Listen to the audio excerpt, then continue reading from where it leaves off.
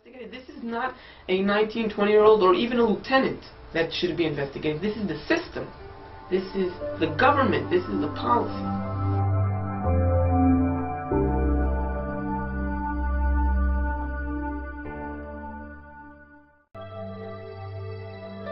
Alternate Focus interviews Akai Sharon and Noam Kayut, both veterans of the Israeli Defense Forces.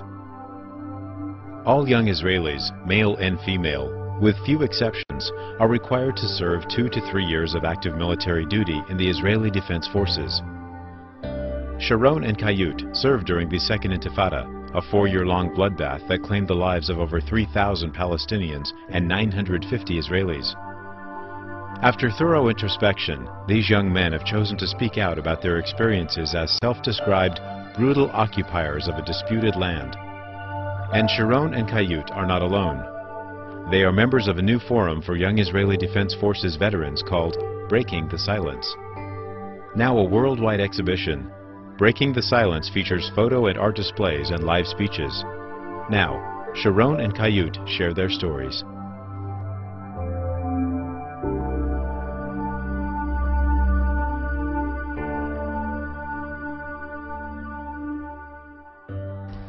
Most of the missions that my unit was given and carried out were arrest operations, search operations, going into taking over cities or towns or villages, of course in the nighttime, and sometimes you would continue in the same place for a few days, searching, going one house to the other, searching them, taking over houses as observation points, or arresting people.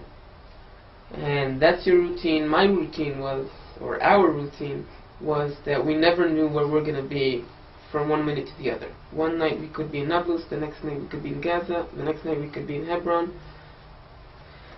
And at a certain point you just lose track of where you are, who you are, and what you're doing, because you disrupt people's lives on a daily basis. And for me that was the most I think when I look at it today, when I reflect on it today, as someone who couldn't do that during your service, because you can't really, you live in a, denial way of life where you can't look at what you're doing, you can't really reflect on it. But when I reflect on it today from this perspective, I can say that that was probably for me the deepest example of corruption. Not the extreme cases where there was shooting or stuff like that, but just thinking that there were hundreds of thousands of families that couldn't have one peaceful night of sleep in their homes. I mean, who in today in the USA, in Israel, and anywhere else would be willing to live like that? Not knowing if at 2 o'clock in the morning 20 soldiers will take over your house for a week. Not knowing, sitting in your living room and suddenly hearing smashing on the wall, and there is a hole in the wall, and suddenly 20 soldiers come to visit. And for me that was routine. In the newspaper I saw an article about confiscation, car keys confiscation, when you detain car to enforce curfew, when you detain cars because they just passed the line that close to a checkpoint, whatever. And it's not the article and the soldier that brought out more or less 100 car keys and brought it to the press, but the response of the spokesman, of the IDF, the spokesman of the IDF, that said, this is an extreme case, a rotten apple, it will be checked, examined, and won't happen again. And now, I gave the order to take Palestinian car keys and to detain cars hundreds of times in my unit. I saw in the West Bank boxes full of car keys and IDs that were taken and were supposed to be returned, and then I know my father read the newspaper before me, and I know that he believes. I mean, he's from a different generation where things maybe were better off when people could believe the system, and he really thinks that this is an extreme case that won't happen again. And for me that was it was a point of understanding that I'm not backed for what I did. I didn't do it for fun. I got my orders. I thought it was okay. I thought I was a part of a system that protects Israel from terror attacks. And then I understand that it's just a game. If keeping information inside and not letting anybody know, and how can you criticize? How can you ask questions? And that was maybe one of the first times that I asked what's going on here. One time when we finished an operation in Nablus, and it was really destructive. We were 5 or 6 days straight in Nablus with a lot of IDF forces, tanks and APCs, and it was very destructive. I mean, the whole infrastructure of the city was torn up. There was a lot of houses that were either damaged or even destroyed, and there was a lot of shooting, mostly by the IDF, into the city.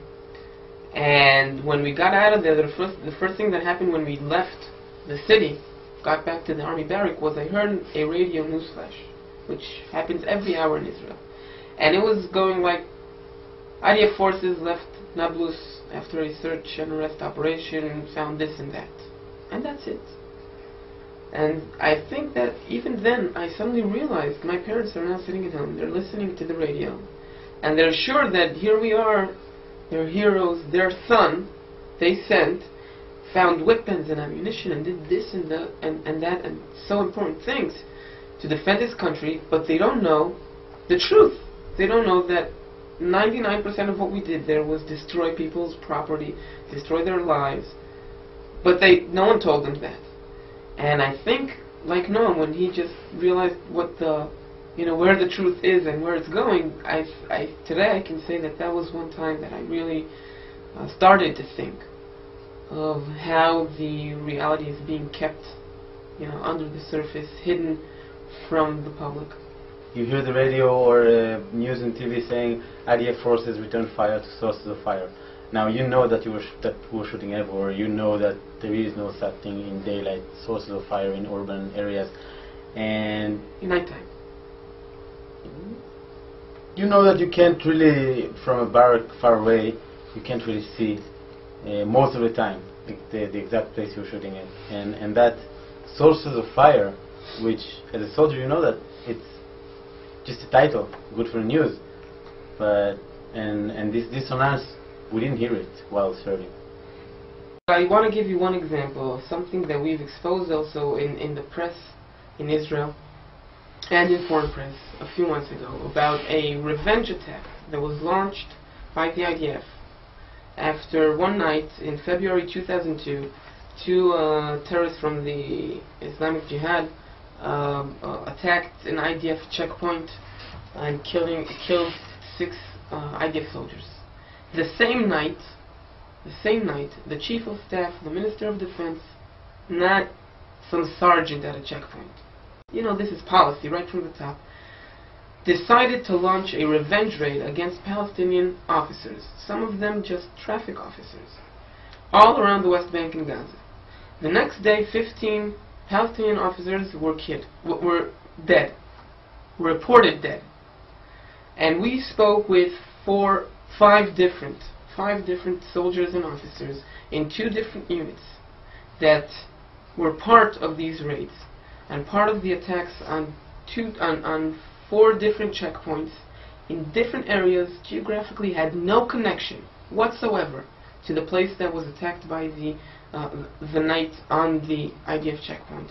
No connection. One was in Nablus, one was near Ramallah, and they just attacked, and the orders were just go there, shoot to kill. And in the briefing by the commanders, by the high-ranking commanders, commanders of units, brigade commanders, they were told that this is revenge. We are going to revenge the blood of our soldiers. So when you ask me where it comes from, this was not some spontaneous 19, 20-year-old kid that losed his mind, that went out of control for a second and slapped someone. This was policy. People sat down in offices, convenient, comfortable offices, and decided to kill people as revenge. And the next day, 15 people are reported dead that had no connection whatsoever to the attack on the IDF. So when we have to, and we exposed this. And then, you know, we weren't expecting something dramatic to change, because when people ask me, don't you think something should happen? Of course I think something should happen. But do you really think that the Israeli public or someone will be brave enough to say that the Minister of Defense has to be investigated? That the Chief of Staff has to be investigated? This is not a 19, 20-year-old or even a lieutenant that should be investigated. This is the system. This is the government. This is the policy.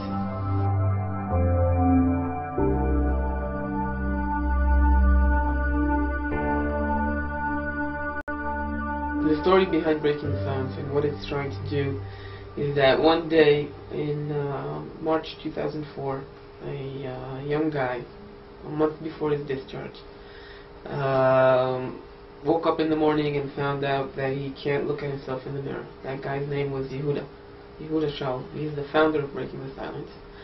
And he started to talk with his friends, with people that were his soldiers, his commanders, especially about Hebron. He served 14 months in Hebron in the Second Intifada. And that evolved into a exhibition of pictures taken by soldiers, not photographers, not journalists, just pictures that, you know, 18, 19-year-olds took for memories. And we took that out of photo albums, presented over 60 of them, with over 60 soldiers giving video testimonies about their Hebron service.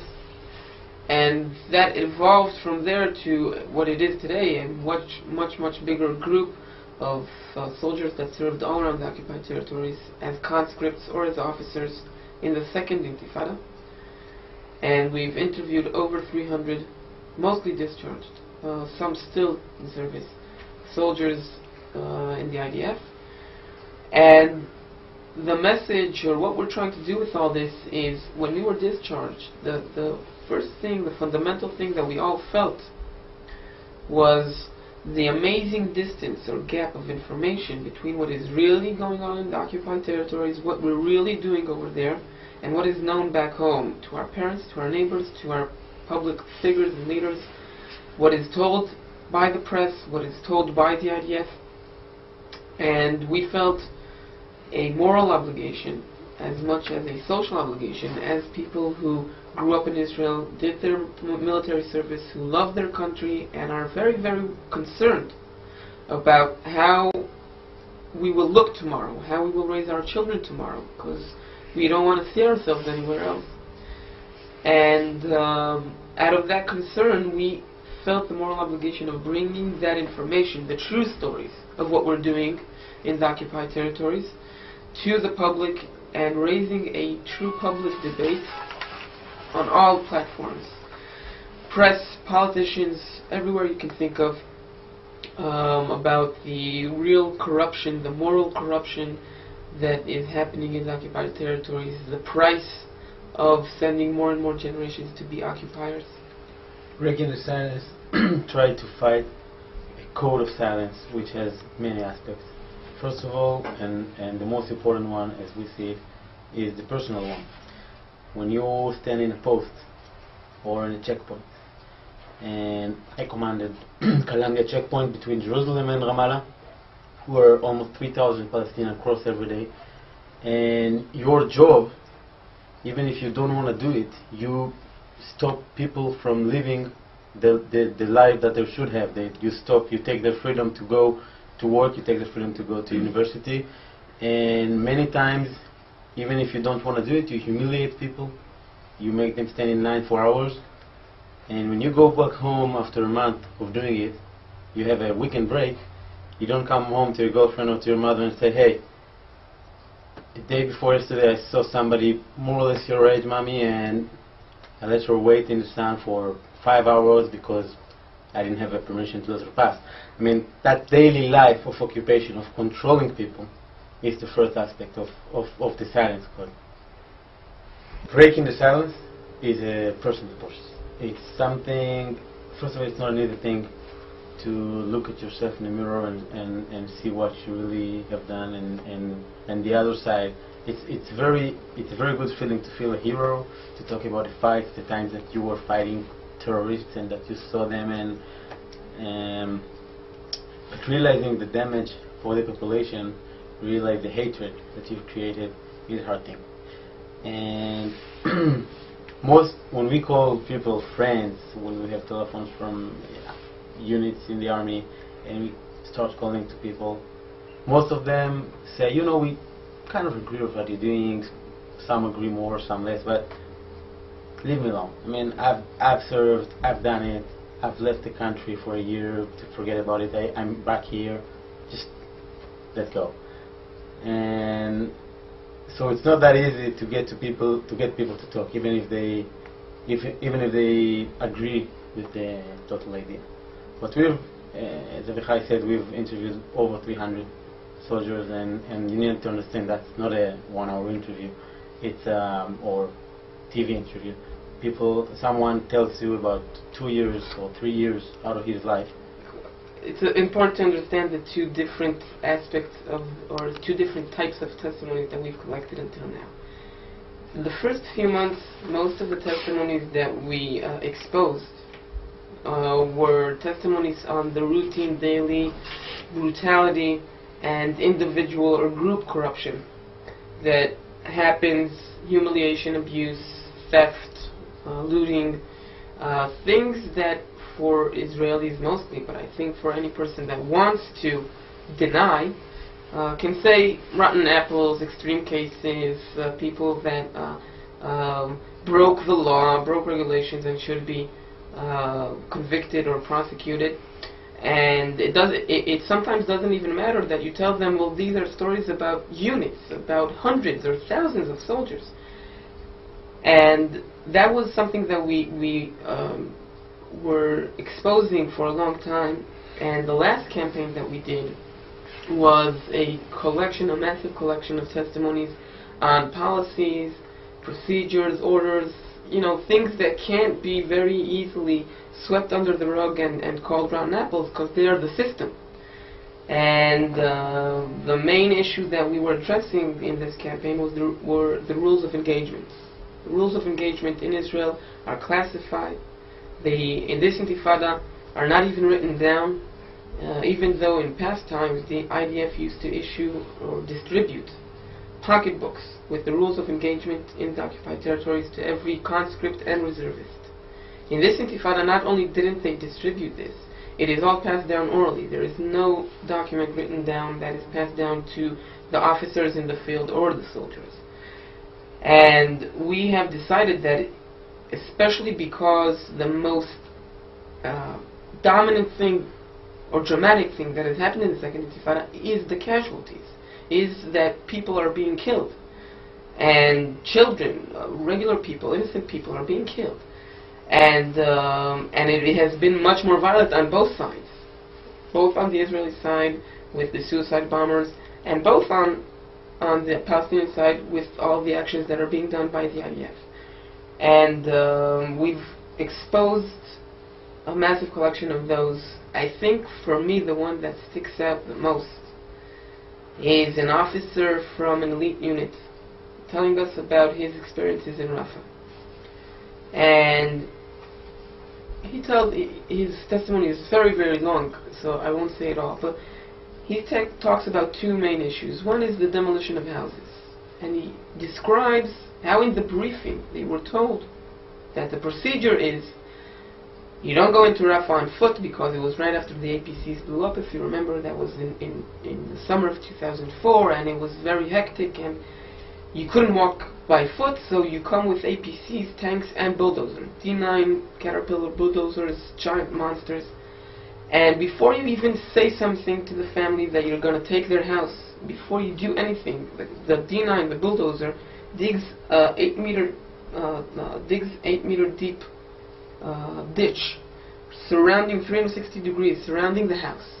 Then he punches a hole. You don't say anything to the family, you just punch a hole into one of the walls, and then the APC comes right up to the family's home, and you lower the ramp and the soldiers go in. And I was asking him, who's deciding which houses?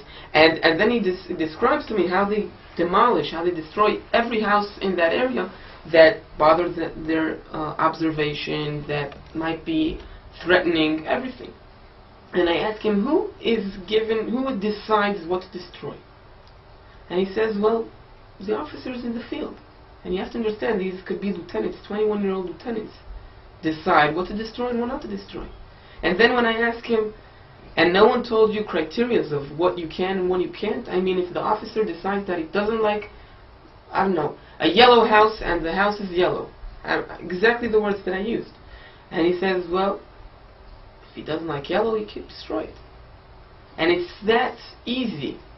And I think for me, that was an amazing, it's still something that I carry every day, because it's exactly how the procedures, how the policy are so corrupt from the start, that when they are carried out in the field, the amazing power that you have as a 19, 20-year-old soldier carrying out these policies, these procedures on the field, are just so tragic, or are disastrous.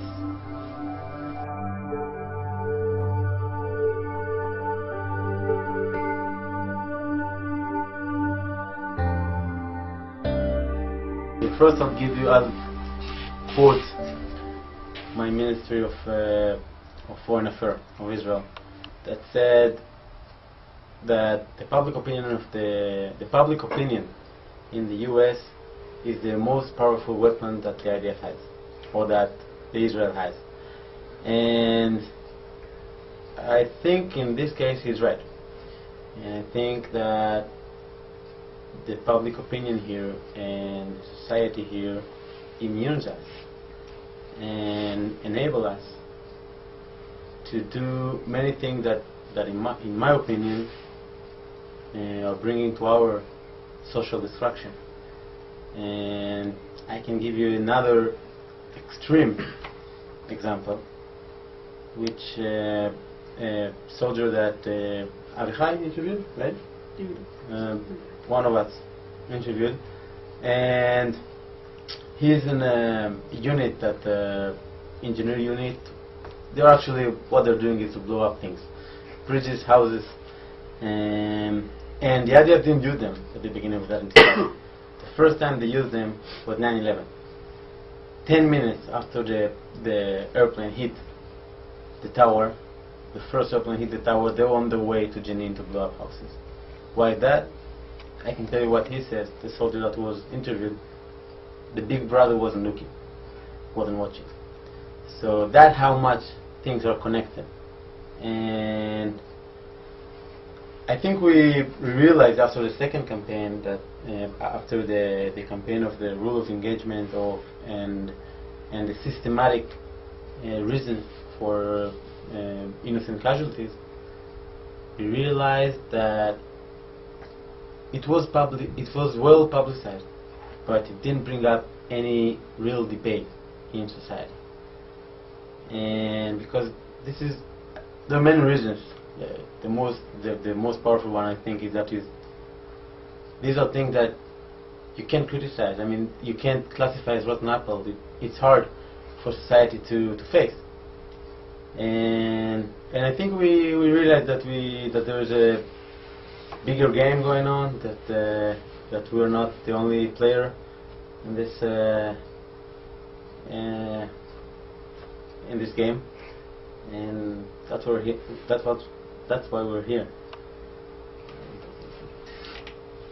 I think just to add one thing to know, that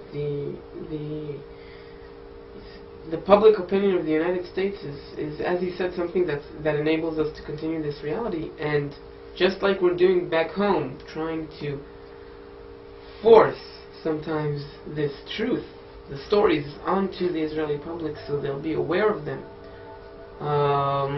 is exactly what we came here to do, is to bring this to the homes of the American society, Jews, Americans, and all Americans, to tell them this is what is really going on. It's about time that you know what you're enabling.